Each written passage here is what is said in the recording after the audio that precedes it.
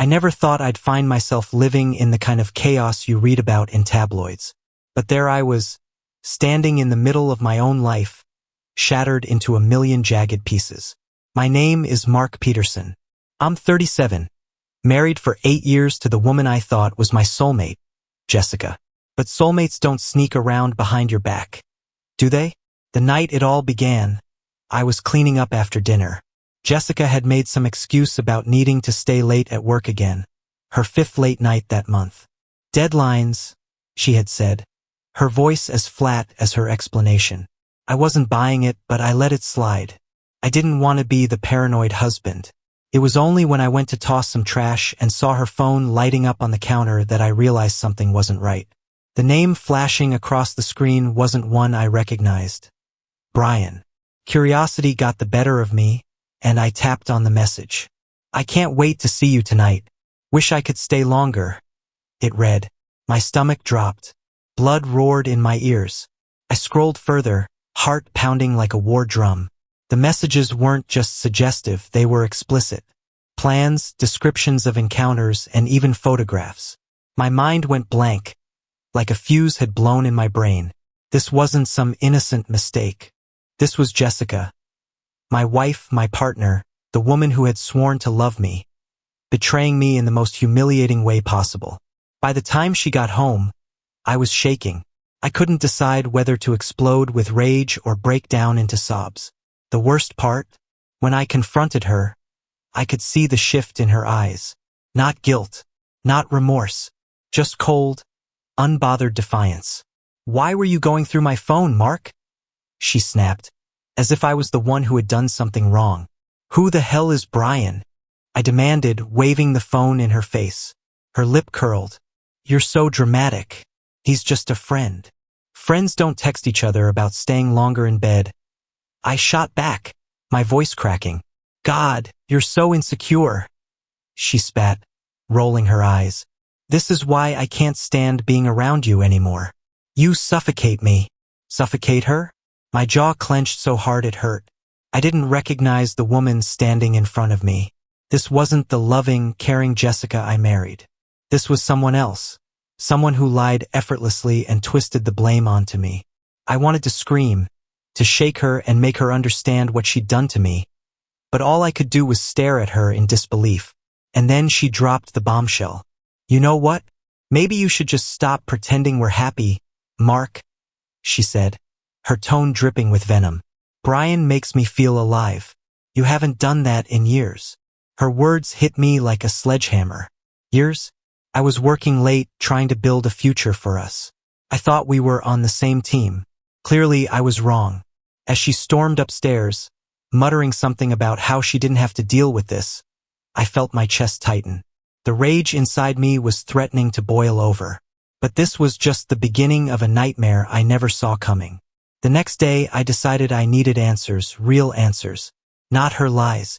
I started digging, following the crumbs she had carelessly left behind. Bank statements, odd receipts, and more messages she hadn't bothered to delete. Each piece of evidence painted an even darker picture. Jessica hadn't just betrayed me emotionally. She'd brought her lover into our home. This wasn't just infidelity. This was war. By the next evening, I was done playing detective. I had enough evidence to fill a file cabinet and enough anger to blow the roof off our house. But what pushed me over the edge wasn't the texts or the receipts. It was seeing him. Jessica thought I'd be working late. She didn't expect me to come home early. I pulled into the driveway and spotted an unfamiliar black SUV parked outside. My gut told me who it belonged to, and I wasn't wrong. I crept into the house, my heart pounding so hard I thought it might burst. Voices floated down from the living room. Hers light, playful. His deep and smug. They were laughing. For a split second, I hesitated. Part of me wanted to walk away, pack a bag, and never look back. But the other part, the one fueled by betrayal and humiliation, pushed me forward. When I stepped into the living room, Jessica froze mid-laugh. She looked at me like I was a ghost. And Brian, well, he just smirked. A big, self-assured smirk that made my blood boil. Mark, Jessica started, her voice dripping with fake innocence. What are you doing home? I could ask you the same thing, I said. My eyes locked on Brian. He didn't even flinch, the bastard. This isn't what it looks like, she said, already scrambling for excuses. Oh, I think it's exactly what it looks like, I shot back. My voice was shaking, but I kept my feet planted. You brought him into our house? Into my house. Hey man, Brian said, leaning back like he owned the place. Maybe you should chill out. Jess said you'd overreact. That was it. That smug tone, that casual dismissal of everything I'd built with Jessica. It snapped something inside me. I lunged at him, fists clenched, but he was faster than I expected. He shoved me back, hard, and I stumbled into the coffee table. Jessica screamed, but not at him, at me. Mark, stop it. You're acting crazy, she shrieked. Brian stood over me, his smirk replaced by something darker. You're pathetic, you know that? He sneered. No wonder she wanted someone else. Before I could respond, he reached down, grabbed my phone from the floor, and smashed it against the wall. You're not calling anyone, he said, his voice low and menacing. I'm going to destroy you now. Something primal took over. I scrambled to my feet and bolted for the garage, my mind racing. I needed something, anything, to defend myself. My hand landed on a hammer, and without thinking, I turned back to face him. He followed me into the garage, his fists clenched, his steps slow and deliberate. You think you can scare me with that? He taunted. I didn't respond. Instead, I swung. The hammer connected with his forehead, and he crumpled like a rag doll. Jessica screamed, running into the garage, her face pale. What the hell is wrong with you? She cried, rushing to Brian's side. What's wrong with me? I shouted, my voice echoing off the walls. You bring this guy into my home, let him threaten me, and I'm the crazy one? He's bleeding, she sobbed, cradling Brian's head. Good, I snapped, tossing the hammer onto the workbench. Now get him out of here before I call the cops. Her head snapped up, her eyes blazing with fury. Call the cops? You just assaulted him. You'll go to jail. Maybe, I said, my voice cold and steady. But I'll make damn sure they know about every dime you've stolen from our joint account and every text you've sent to this lowlife. Let's see how your perfect little fantasy holds up then. She glared at me, her mouth opening and closing like a fish out of water. For once, she didn't have a snappy comeback. You've got 5 minutes to get him out of here, I said, stepping past her. After that, I'm pressing charges for trespassing. Oh, and Jessica? Don't think for a second you're staying here tonight. I walked out of the garage and into the night, the cool air hitting my face like a slap. My hands were shaking, and my heart felt like it was about to explode, but I wasn't done yet. Not by a long shot. This wasn't going to end with a single blow to the head. This was just the beginning. That night I didn't sleep, not even for a second. Instead, I sat in the dim light of my office, piecing together a plan so airtight that neither Jessica nor her smirking lover would see it coming. This wasn't just about justice anymore, it was about taking back control. When Jessica finally came back into the house after dragging Brian's limp body out, she didn't speak to me. She stomped up the stairs, slammed the bedroom door, and locked it. Fine by me. I didn't need to hear another excuse or half-assed apology. By morning, my decision was made. The first step? Hit her where it hurt most. Her perfect little image. I spent hours gathering every piece of evidence I had. Screenshots of texts, bank statements showing unexplained withdrawals, and a copy of her emails I'd forwarded to myself months ago when I first noticed her acting strange. Every lie she told was laid bare. Every betrayal cataloged in excruciating detail. Once I had it all, I uploaded it to a secure cloud drive with a title only Jessica would understand. The truth about you. The next step was more personal. I called her family first. Her parents and her younger sister. People she idolized and couldn't bear to disappoint. Hi, Mrs. Monroe, I said, my voice steady but cold. I thought you should know what Jessica's been up to. You might want to sit down for this. By the time I was done explaining, her mother was in tears, her father was furious, and her sister swore she'd never speak to her again. That's not all, I added. She's also been taking money out of our joint account. Thousands of dollars. I thought you'd want to know since she borrowed $5,000 from you last month. Didn't she? The silence on the other end of the line was deafening. She, what? Her father finally said, his voice shaking. Yeah. Thought you'd want to hear it from me before she tries spinning another one of her stories. I hung up before they could ask anything else. Step 1 was complete. Jessica's safety net was gone. Next, I called our mutual friends. Every last one of them. I told them the truth, sparing no detail. The texts, the stolen money, the other man, everything. Most of them were shocked. A few of them were suspiciously quiet, which made me realize they probably knew more than they'd ever admit. Jessica had allies. But now, so did I. The final step? My lawyer. I wasn't naive enough to think I could handle this without legal help. By the time Jessica woke up that morning, she was served with divorce papers. I'd included a list of demands. The house, repayment of the money she'd stolen, and an immediate separation agreement. I didn't do this quietly. Oh no.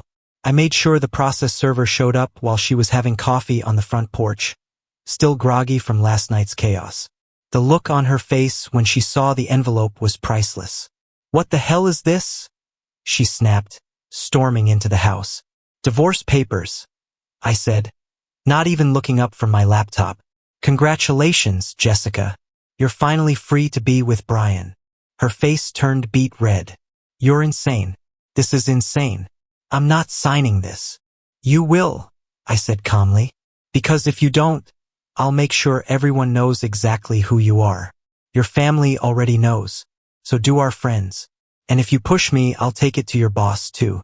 Let's see how your coworkers feel about someone who steals from their own husband. Her jaw dropped, and for a moment, I thought she might throw the coffee cup she was holding. Instead, she slammed it down on the counter and stormed out, muttering curses under her breath. But the best part? That wasn't even the highlight of my day. By the afternoon, I'd received a phone call from the police. Turns out Brian had been taken to the hospital and reported the assault.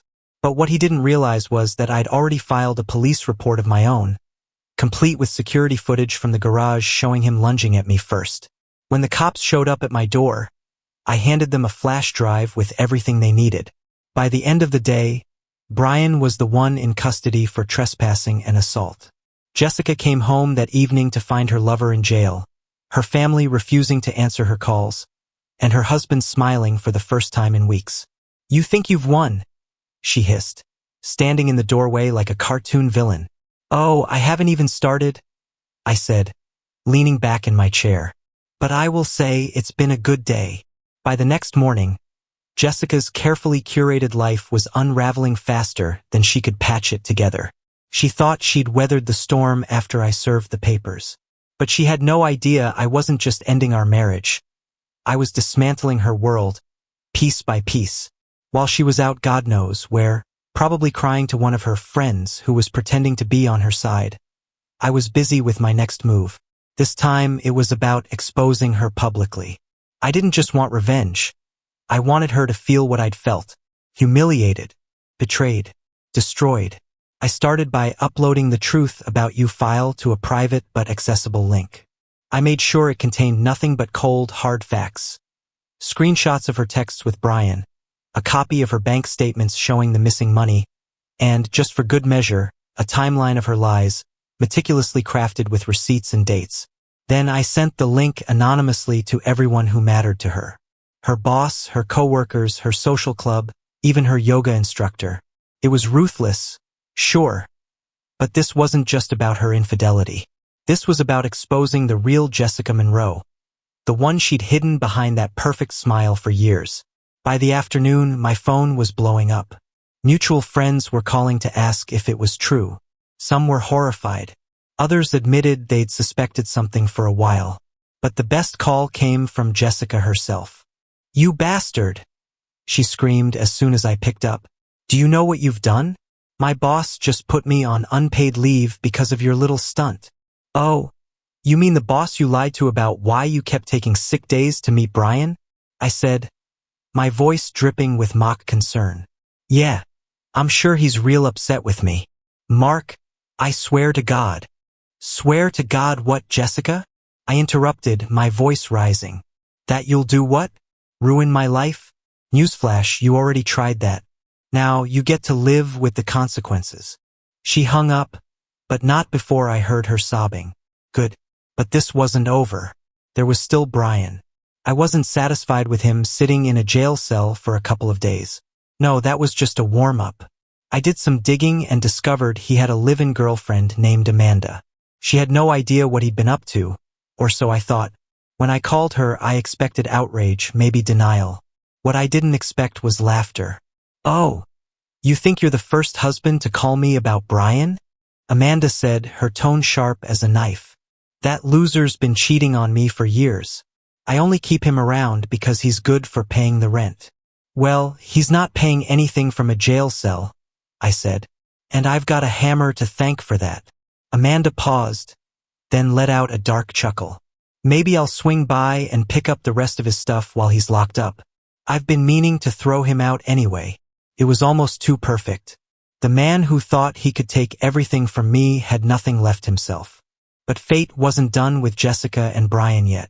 That evening, as I was settling in with a drink and watching the fallout unfold on social media, because yes, the link had made its way there, Jessica showed up at the house. She was a mess, hair disheveled, mascara streaking her face, and clutching a stack of papers like her life depended on it. Mark, she said, her voice trembling. Please, let's talk. Oh, now you want to talk? I said, leaning against the doorframe. After you've lied, cheated, stolen, and brought that clown into our home? You're lucky I'm not pressing charges for what he did. She held out the papers, her hands shaking. I'll sign the divorce papers. All of them. You can have the house, the money, everything. Just, please stop. Stop what? I asked, my tone ice cold. Telling the truth? That's all I've done, Jessica. Expose the truth. Her lip quivered, and for a split second, I thought she might actually apologize. But instead, she did what she always did, turned it around on me. You've ruined my life, Mark, she spat, her voice rising. You didn't just want to leave me. You wanted to destroy me. You're a monster. I laughed. A deep, bitter laugh that came from somewhere I didn't even know existed. Ruined your life? Jessica, you did that all on your own. All I did was shine a light on the mess you made. She stood there, seething, until finally, she threw the papers at me and stormed off into the night. I watched her go, the weight in my chest slowly lifting. The next morning, I felt something I hadn't in a long time: peace. Jessica had signed the divorce papers, Brian was still cooling off in a jail cell, and her reputation was in shambles. But something didn't sit right. Maybe it was the quiet. Or maybe it was the nagging feeling that Jessica wasn't done playing games. Whatever it was, I decided not to let my guard down. That decision saved my life. By mid-afternoon, a police cruiser pulled into the driveway. 2 officers knocked on my door, their expressions unreadable. Mark Peterson? One of them asked. Yeah, that's me, I replied, my stomach tightening. You're under arrest for aggravated assault, he said, pulling out a pair of handcuffs. What? My heart dropped. That's insane. Brian attacked me. There's video footage. Save it for the station. The officer cut me off. They hauled me into the car, my neighbors gawking as I was driven away. At the precinct, they showed me the evidence, a grainy video from Jessica's phone. The angle was perfect, showing me swinging the hammer at Brian but conveniently cutting off what had happened before. I felt the blood drain from my face. Jessica had set me up. Hours later, I was released on bail thanks to my lawyer, but the damage was done. My mugshot was already plastered across social media with headlines like "Husband's brutal revenge goes too far." I barely made it back home before my phone started buzzing. Calls, texts, emails, all from people who once supported me but now wanted answers. Jessica was playing the victim and people were buying it. That night, I sat in the dark, my mind racing. She wasn't just trying to escape the mess she'd made. She was trying to bury me in it. The officers dragged me into the station like a common criminal. I kept replaying the smug look on Jessica's face as they cuffed me. She'd planned this, her final, desperate move to flip the script. The whole world would see her as the victim while I became the monster in her carefully constructed tragedy. Sitting in the interrogation room, I realized how deep her betrayal ran. The edited footage was damning. Without context, it painted me as an unhinged aggressor. The hammer in my hand was all the proof anyone needed. But I wasn't done fighting. I demanded my lawyer and stayed silent as the officers grilled me. They didn't have much beyond Jessica's evidence and her tearful statement. After what felt like hours, I was released on bail. My lawyer, Tom, picked me up, his face grim. "This isn't good, Mark," he said as we drove away. "The footage is bad enough, but Jessica's playing the victim perfectly. Public sentiment is turning against you." I clenched my fists. "She's lying, Tom. There's footage from my security cameras, unedited. And I bet she's got more skeletons in her closet than anyone knows." Tom nodded, but his expression didn't change. "You need to be ready for a fight. This isn't just about the legal system anymore. It's a public opinion war." That night, I didn't sleep. Instead, I sat at my desk, going over every piece of evidence I had. Jessica wanted to bury me, but she'd underestimated how far I was willing to go. First, I contacted the security company and requested the raw footage from the garage. Within an hour, I had the file in my inbox. Watching it made my blood boil all over again. There it was, Brian lunging at me, shattering my phone, and threatening me before I defended myself.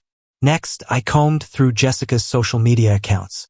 It didn't take long to find a pattern.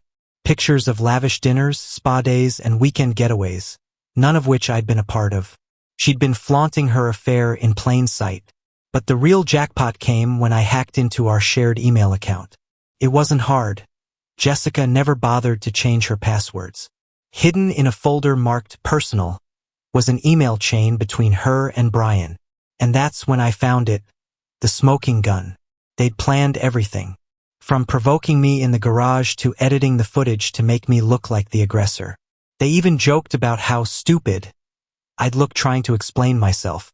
I forwarded the emails to myself, feeling a cold satisfaction settle over me.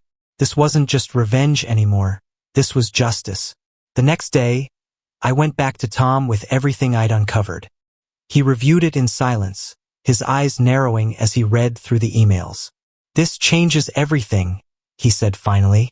"The edited footage is inadmissible now that we can prove it was manipulated. And the emails? They're premeditation. That's criminal conspiracy." "Good," I said, my voice hard. "Let's make them pay."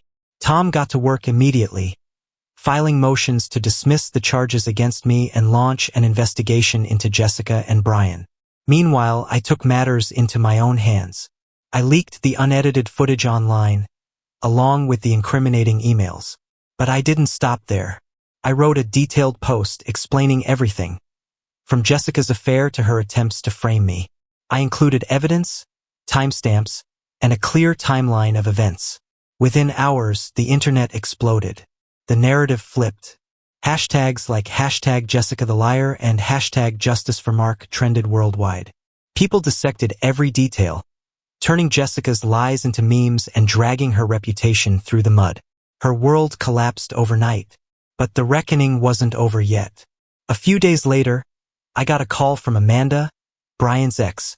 Her voice was sharp, but there was an undercurrent of satisfaction. "Guess who just got fired?" she said. "What?" "Brian," she replied. "I sent his boss those emails you leaked. Turns out, they don't take kindly to employees conspiring to frame people for crimes. Oh, and I threw his stuff on the curb. If he's lucky, the trash collectors haven't picked it up yet." I couldn't help but laugh. For once, the universe seemed to be on my side. But Jessica wasn't going down quietly. She showed up at my house that evening, banging on the door like a lunatic. "Mark, open up," she screamed. I didn't move. Let her yell. Let the neighbors see the real Jessica Monroe. Eventually, she slumped against the door, sobbing. "Why are you doing this to me?" she wailed. I opened the door just enough to look her in the eye. "Doing this to you?" I said, my voice low and cold. "You did this to yourself. And now you're finally paying for it." She stared at me, her face crumpling. For a moment, I thought she might apologize. But instead, she spat at my feet and stormed off into the night. By the end of the week, the charges against me were dropped. Jessica and Brian, on the other hand, were facing criminal charges for conspiracy, defamation, and fraud. I watched the news coverage with a quiet satisfaction. The reporters dissected every detail of their scheme, their faces plastered across every screen. For the first time in months, I felt like I could breathe again. Jessica had tried to destroy me, but all she'd done was destroy herself. With the charges dropped and Jessica's lies exposed, I thought the storm had finally passed. But as it turned out, my life was about to take a turn I couldn't have anticipated, even in my darkest imaginings. One evening, about 2 weeks after the media frenzy, I received an anonymous package on my doorstep. It was wrapped in plain brown paper, with no return address. Normally, I'd have been cautious, but curiosity got the better of me. Inside was a thick manila folder, packed with documents. At first glance, it looked like legal paperwork, bank statements, receipts, and handwritten notes. But as I dug deeper, a chill ran down my spine. The folder was filled with evidence of Jessica's other life. It turned out, Brian wasn't her only affair. There were 3 others, all of them spanning years of our marriage. One was a coworker, another a man from her gym, and the last, shockingly, was a contractor we'd hired to remodel the bathroom 2 years ago. Each affair had its own sordid story. And Jessica hadn't just been sleeping around. She'd been stealing. Every man she'd been involved with had unknowingly funded her lifestyle.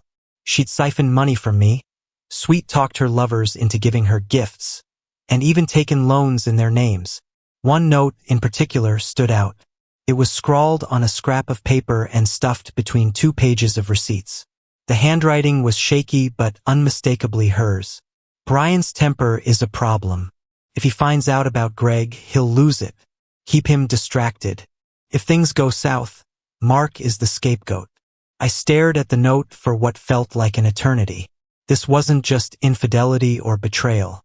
This was premeditated destruction. I couldn't help but wonder, who sent the folder? None of the lovers would have turned her in. They had too much to lose. Then it hit me, Amanda, Brian's ex. She must have had access to his email and dug up whatever dirt she could find. Grateful as I was, this folder was more than just a revelation. It was a weapon. The next day, I scheduled a meeting with my lawyer, Tom. I handed him the folder, and his eyes widened as he flipped through the pages. "This changes everything," he said, his voice tinged with disbelief. "How much trouble is she in?" I asked, trying to suppress the surge of vindictive satisfaction rising in my chest. "Trouble?"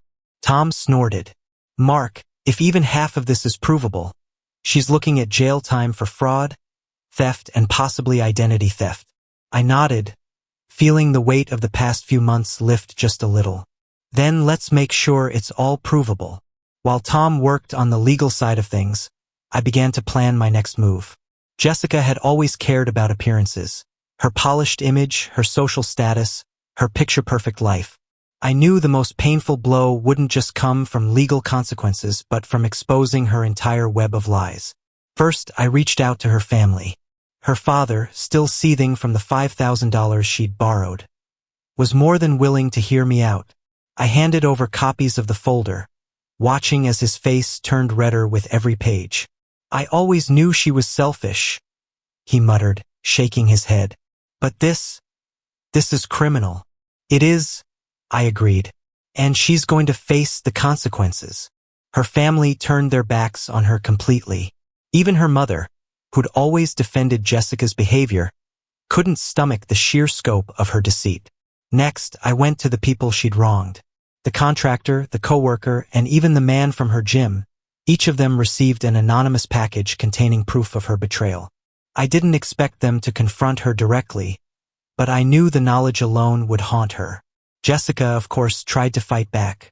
She went on a social media spree, posting tearful videos about how she was being slandered and how I was obsessed with ruining her life. But by then, no one was listening. The tide had turned completely. The comments on her posts were brutal, calling her out for her lies, her affairs, and her manipulation. People she once called friends openly condemned her. And then came the final blow. A news outlet picked up the story. It wasn't just local gossip anymore. It was national news. Socialite exposed. The twisted web of lies behind the scandal. They ran the story for weeks, dissecting every detail, from her affairs to the fraud charges she was now facing. Jessica disappeared after that. I heard through the grapevine that she moved to a small town in another state, hoping to escape the backlash. But the internet never forgets, and neither do the people she wronged. For the first time in months, I felt like I could breathe again. The legal battles were wrapping up. My name was cleared, and Jessica's reign of destruction was over. But the best part? The folder revealed more than just her lies. It showed me something I'd forgotten, my own resilience. I started rebuilding my life, piece by piece. I reconnected with friends I'd drifted away from, poured my energy into hobbies I'd abandoned, and even started dating again. If you'd asked me 6 months ago, I'd have said my life was over. But now, I feel like it's just beginning. Months passed, and life settled into a quiet rhythm. The chaos of Jessica's schemes was behind me, and I was finally reclaiming control. My mornings started with coffee on the patio, my evenings with the kind of peaceful solitude I hadn't known in years. Then one morning I got a call. "Mr. Peterson?" The voice on the other end was crisp and professional. "This is Detective Laura Bennett with the Financial Crimes Division.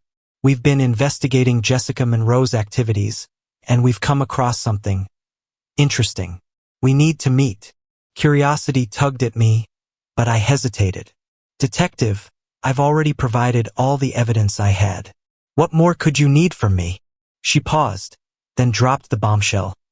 "This isn't just about your case. It's bigger than that. Jessica might be involved in something far more serious." An hour later, I was sitting in a sterile interrogation room, facing Detective Bennett. She placed a stack of documents in front of me, each one more shocking than the last. Jessica hadn't just been siphoning money from me and her lovers. She was part of a broader scheme, an organized ring of fraudsters who targeted unsuspecting partners, drained their finances, and disappeared. "Jessica's been working with at least 3 other individuals," Bennett explained.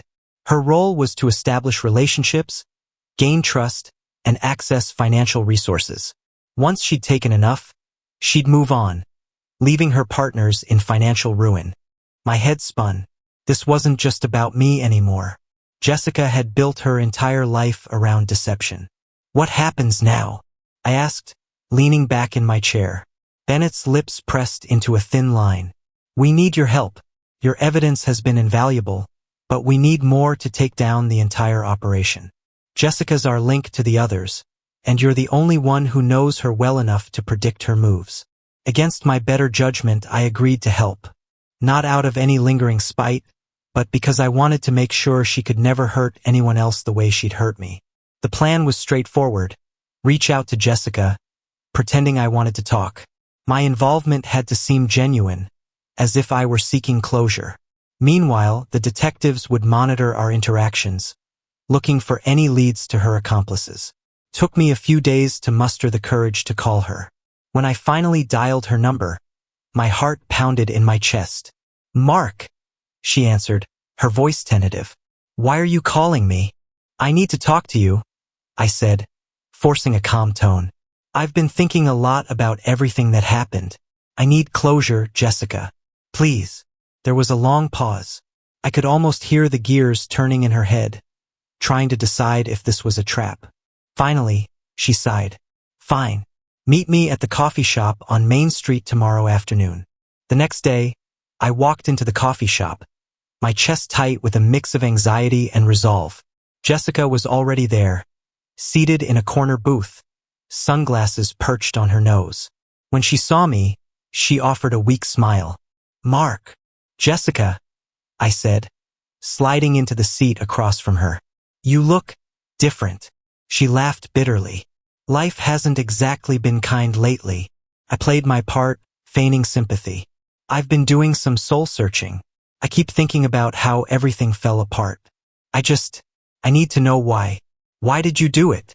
Her eyes darted around the room, checking for eavesdroppers. You wouldn't understand, she said, her voice low. I had no choice. No choice. I pressed, leaning in. You had everything, Jessica. Why throw it all away? Her hands trembled as she stirred her coffee. I was in over my head, Mark. People I trusted, they weren't who I thought they were. They used me. Who? I asked, my voice steady.